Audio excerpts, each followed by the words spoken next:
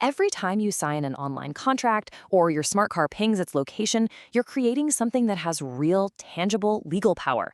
So the big question is, how does the law actually see these digital actions? Well, today, we're going to dive deep into the world of virtual legal facts, where data literally becomes the engine of justice in our digital age. And just so we're clear, this analysis is based on the foundational works of Professor Vihar Kiskinov, who has really explored this fascinating intersection of technology and law.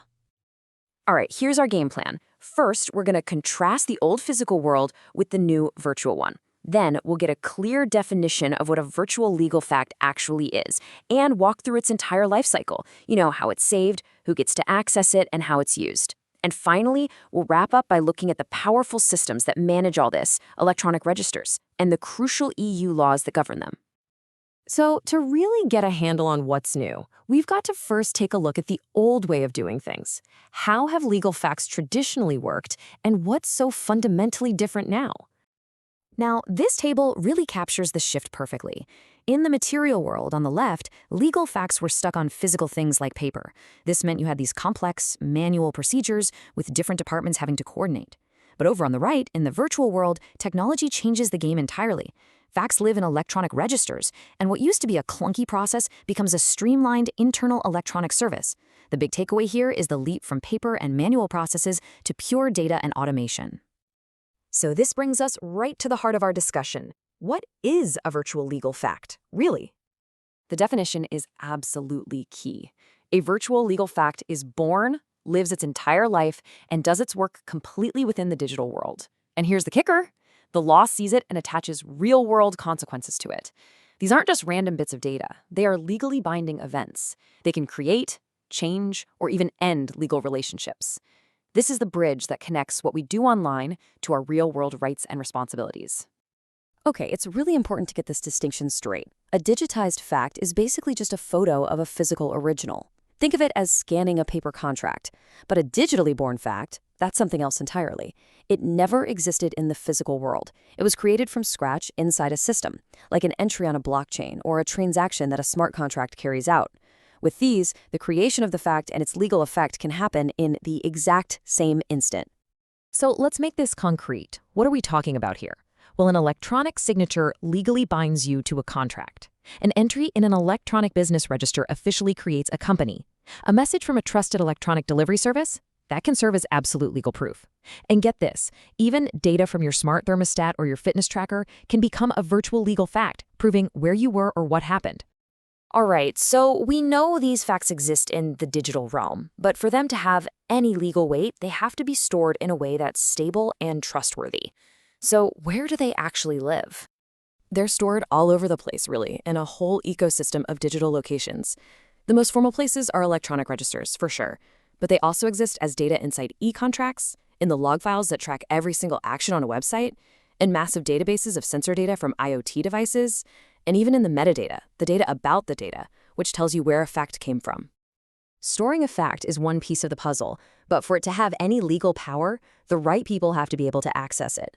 So who gets to see this information and how? Access is actually pretty carefully controlled and layered. Some information, like what's in a business register, is totally public for transparency. Other data is restricted only to authorized people, like government officials or the parties involved in a transaction.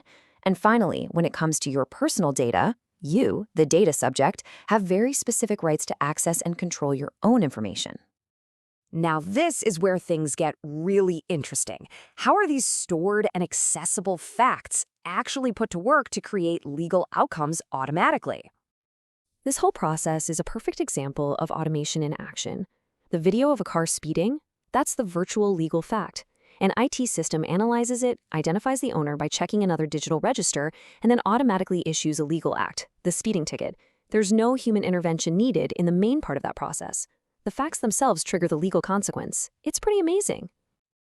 And we're seeing this idea evolve even further with something called tokenization. Just think of it like creating a unique digital certificate for a real-world asset, like a house or a stock. This certificate, or token, can then be transferred on a blockchain. And that digital transfer? That becomes the legally recognized transfer of ownership. The digital record itself becomes the main proof of who owns what. Now, all of this relies on systems that are robust and can be trusted. And that brings us to the real backbone of the virtual legal world, electronic registers and the complex web of EU legislation that holds it all together.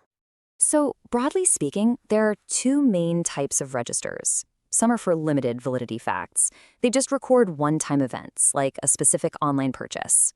But the really powerful ones are the registers for legal statuses. These maintain an ongoing, authoritative record of a legal state, like who owns a piece of property or the official status of a company. And modern registers are way more than just digital filing cabinets. They actively create trust and provide proof that is legally presumed to be correct. They're all interconnected, not just sitting in silos, which lets data flow between systems. Their data is structured to be machine readable, which is what enables all that automation. And they're dynamic. They can automatically send out alerts or trigger other processes when a fact changes.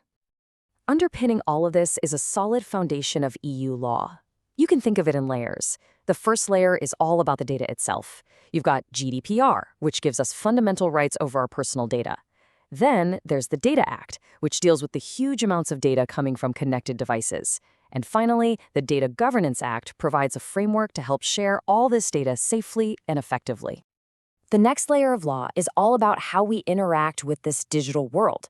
The Digital Services Act, for example, regulates online platforms and makes a user's report of illegal content a legal fact that platforms have to act on.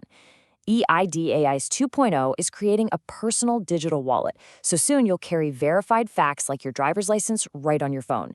And the Interoperable Europe Act pushes the once-only principle, the idea that you should only have to give your info to the government once. And looking down the road, the AI Act is preparing us for the next big frontier. It's going to create all new kinds of virtual legal facts, like records of how an AI made a decision, or logs that prove a user was talking to an AI, not a person. This kind of transparency is absolutely essential for accountability, as AI gets more woven into our legal and commercial lives.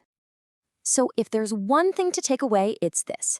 Virtual legal facts are not just simple records anymore. They are the active, dynamic machinery that makes our laws and our economy work in the digital age. Getting the rules right for how they're created, stored, and used isn't just a technical problem. It's absolutely fundamental to ensuring legal certainty and protecting our rights. And that leaves us with a final, really compelling question to think about. As artificial intelligence gets better and better at not just processing data, but actively creating and interpreting it, what completely new types of virtual legal facts are we going to have to understand and regulate in the years to come?